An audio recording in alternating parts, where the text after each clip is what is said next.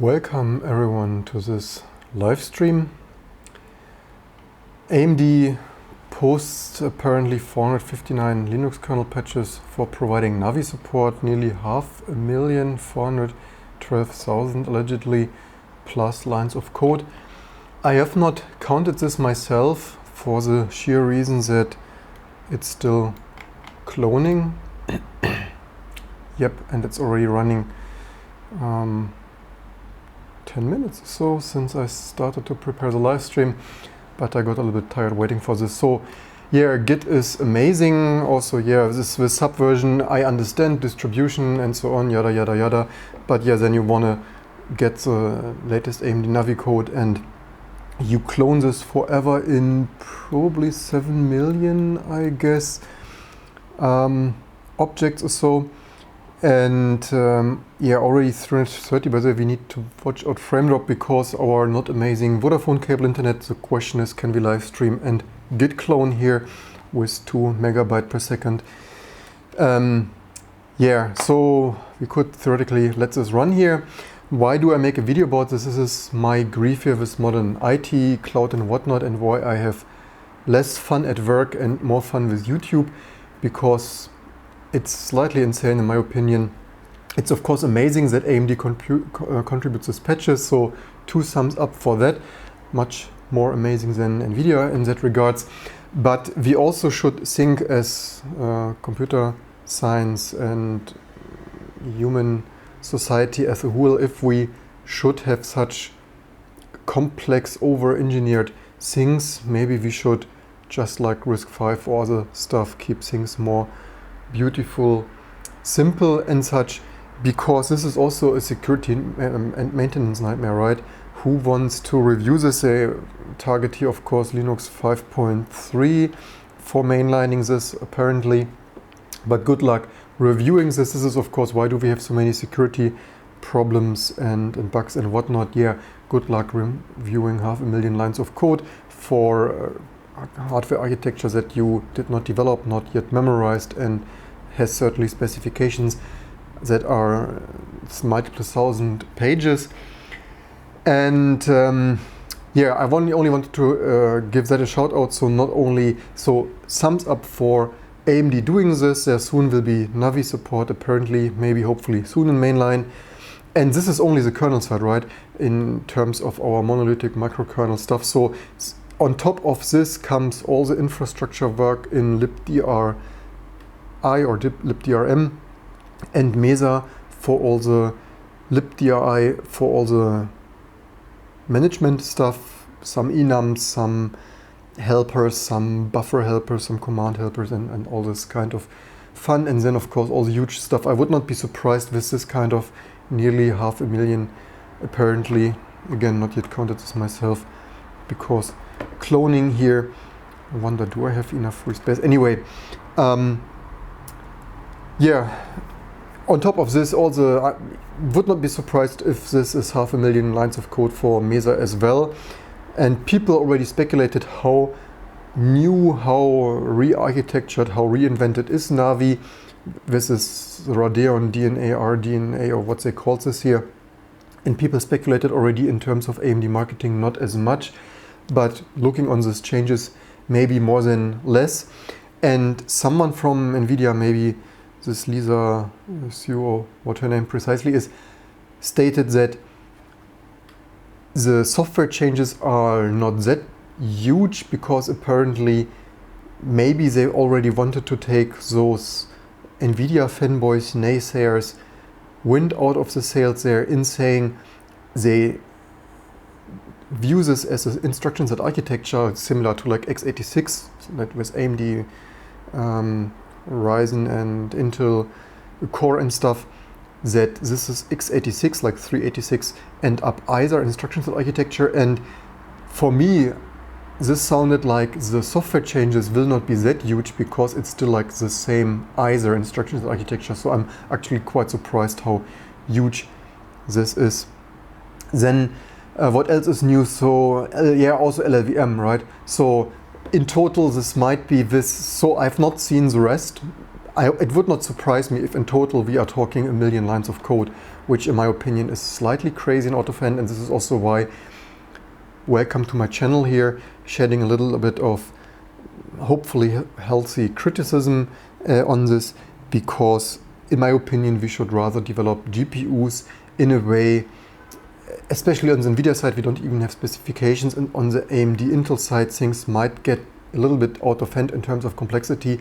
I would much rather than see something like Intel Larrabee or later this Xeon Phi stuff there. Yes, it was not the most successful, but maybe the Pentium core was not the best base. What this was basically very tiny P54 or something Pentium, back in the day Pentium era cores there with 512 or how many on this card, with more regular programming, right? So the benefit of this is you don't have this crazy unfamiliar graphic card instructions and architecture, but some more general purpose programming that you could program yourself.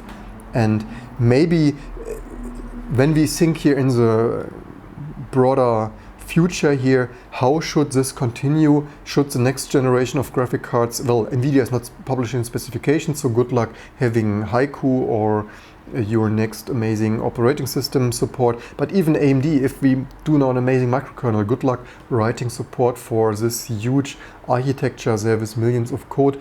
Extremely crazy.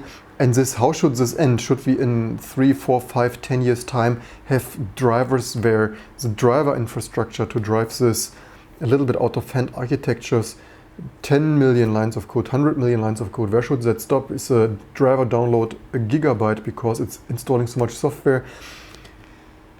Maybe also security-wise, right? It's not a surprise that even NVIDIA and whatnot, AMD drivers, also on the Linux side, Intel, AMD kernel side drivers having security vulnerabilities. Also, sometimes even backdoors, right? I think NVIDIA or someone even had a web server for debugging or telemetry purposes.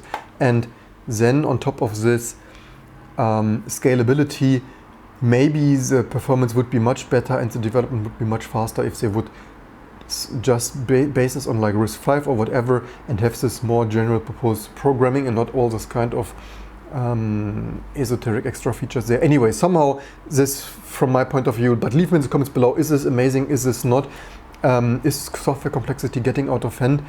You can click here on the branch, of course, in the web view, why we still clone this, not making this up, although the speed somehow went down for whatever reason. It shouldn't, but it is. Yeah, 33%, where we already talked for 8 minutes. So yeah, here are the changes. They are, of course, many. We already have been warned, 500 something. You need to click here so often next here on this branch of this AMD Linux driver repository stuff that you can also manually edit here the URL that is on screen. Amazing. So if we want to forward here 450 changes, then just type it in there, usually much faster. Pro tip there, edit this URL. So probably around here, I guess this starts or something, I would guess or so, and maybe not really sure. Anyway, I hear probably some AMD DRM next, maybe it starts here. So these are like 450-ish something, and also some reverts for whatever reason, some reverts. I have not yet clicked through all of them. Of course, the register files, why are there so many lines of code? Of course, Foronix segregates this a little bit because these headers are for sure auto-generated or some sort of something like that. So 10,000 lines of code are for sure here register headers. I've seen this already using good old-fashioned defines that we are not the greatest fan of. However, I've seen in other stuff that they used enums, so sometimes they use defines, old-fashioned kind of stuff also. Are they all 0, by the way? Not all are 0, some are 0. Anyway, some used enums, probably I clicked already, I think. Is this, by the way, BSD dual licensed or something like this, right? So yeah, so 400 something thousand lines of code, slightly, yeah, not all of those are lines of code. Maybe also there should be a code metric for real code and not like numeric defines. And then some changes are not the largest. Here's some Reset API introduced a special unmapped queues packet for GFX preemption. Yeah, I've not yet clicked through all of them. I wanted to navigate this here a little bit more efficiently, but Linux kernel stuff, oh, wrong terminal, so large that it's still cloning. You get the idea. Also, with all this redefined register stuff here, maybe at the same point with some RISC-V stuff, massive parallel, general purpose something, maybe it would have been not as many changes here. Yeah, some light rename. So yeah, 450 or what it was commits, also including some light AP renaming and stuff. And also maybe this should also be designed slightly differently, that the driver should not do as much low-level stuff there, and the firmware should do more. Also maybe that, as you've seen probably already, the Linux driver or Windows driver is loading firmware into the cards. Maybe this also should always be in a flash, although this might increase component costs for a flash, but seriously, what are the costs for a flash? I see their component in terms of a huge graphic card manufacturing. There are these billions of logic gates or something, because maybe all this frequency power management stuff should be, the complexity should be factored out there on the hardware level, and not each software driver includes this again. So yeah, leave me in the comments below what you think about all the graphic stuff, of course. Why do I even make a video about this? Of course, graphic stuff was a huge issue historically in Linux when the 3D stuff started. Very few 3D things. Also, the 3D drivers that were implemented, ironically, including NVIDIA Riva, TNT 128 or something, even from John Carmack or something from ID or stuff, partially reverse engineered. Ironically, they even bit rotted, and where there was before Mesa, there was some Utah GLX for those who are in Linux for 2 decades already. And unfortunately, I was already very disappointed back in the day, 2003, 5 something, that many of those drivers, including S3 Verge, where a driver existed, but also others, were up and done. And with all those changes there, you see graphics stack already changed 3 times or something like that. Utah GLX, Mesa, kernel mode setting, and also Xorg, device-dependent drivers in Xorg versus more in the kernel. And yeah, so for 20 years refactoring, rewriting, a lot of stuff was lost and a lot of complexity was gained. I hope you learned something. We have comments in the audience. Is there a stable Navi driver for Linux available with all these commits? So this is only kernel side. On top of this, you also need, well, I don't have the card, right? But on top of this, you need, this is kernel side, this is just in the Linux kernel, in the monolithic kernel, doing all the hardware, register, memory management, controlling stuff, and security. And on top of this, you have additionally, theoretically, maybe a little bit X driver, but that is old-fashioned and outdated, obsolete, something kind of. But the huge stuff is in LLVM for the compiler, compiling code for the vertex shaders and all of this kind of stuff. So LLVM compiler, you certainly need a new one of those, and additionally Mesa, all the 3D goodness in there. And yeah, there's also an AMD binary only based on the Windows driver stuff, but I'm not a fan of those. I don't recommend this. I don't want to use binary only drivers. So you need to update at least 3 components, I would say. Linux kernel, this tree, maybe soon in mainline with 5.3 or something, LLVM, Mesa, and libdrm or something. That is for sure the most minimal set. And I actually heard that some people already have Zen 2 or Ryzen 3000 that they can't talk with you or me about, and that would also be an amazing thing if in the future, the more the channel grows here, we could collaborate more with other big YouTubers, big old-fashioned media houses and stuff like this. This would be amazing, would be an amazing achievement. Would be amazing if you share, like, and subscribe for that. I hope you like this little bit talk here and pointing out changes to come, how big they are, how this looks. So this is also a lot of this stuff. Actually, okay, just clicked on refactoring. A lot of this stuff you see is also really boring. This is just moving a little bit API calls here around, some arguments, some renaming. So some of the stuff is like not really enablement, but just like changing, cleaning up while, for example, you're preparing for new encoder stuff. For example, what we use here for hardware encoding videos.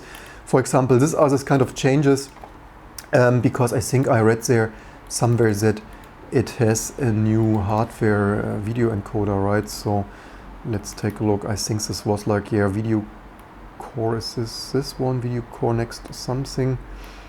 Yeah, also a couple of PCI IDs, 10 PCI IDs, so there are probably at least 10 maybe Navi SKUs. Not sure if some of those are integrated for Ryzen Fusion APUs with integrated graphics, maybe, not sure about this one, but yeah, quite some PCI IDs coming, a lot of code, and I hope you enjoy this talk. Also maybe pointing out that this kind of kernel code, again, all of those stuff is running in the monolithic kernel. Any bug in there can crash your whole Linux kernel theoretically, or BSD or Windows kernel and stuff. And yeah, when stuff is not stable, like all those people here, it's not stable, it doesn't survive suspend, it doesn't this or that, yeah, then 500,000 lines of code, good luck finding issues in there.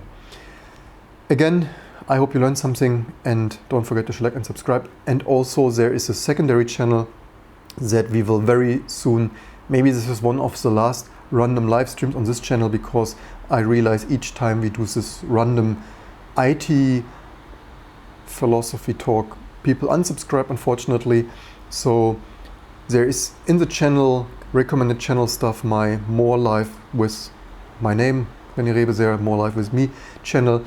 Make sure to subscribe to this other channel, that we will really soon do this more random live stuff exclusively, not to irritate our otherwise subscribers who prefer pre-edited videos. Do you use rolling release with latest kernels? Yes, so T2 is more or less rolling release, so we have an own Linux, right?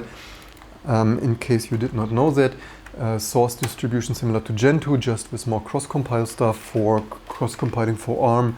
ARM MIPS, there's a SGI Octane goodness, but also access point MIPS and stuff. So this is, I'm compiling here rolling release, so what is running here, by the way, can probably, oh no, it's resolving deltas. Are we even surprisingly zero drop frames?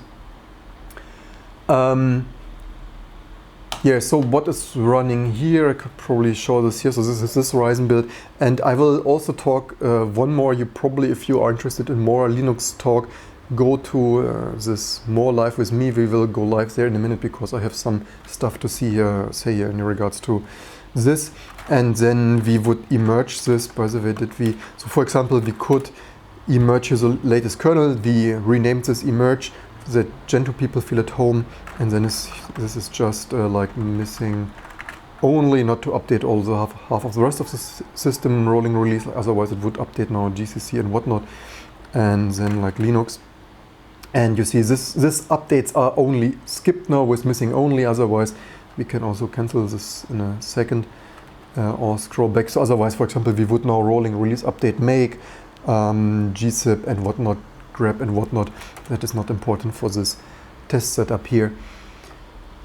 And a little bit Microsoft. So yeah, what would this even update? This was, it's pretty new, I think, 5 years. This is only, there you see, we in the Linux stable kernel, we now get so many updates that this is only 5.19. So actually I updated the kernel just 3 days ago or something. You see a handful of security vulnerabilities, and we are at 5.1.11. I'm actually thinking here how to redo the setup here. This is also why this is here next gen computing node stuff that we actually use mostly for testing, and broke a lot of stuff that we live streamed on a second.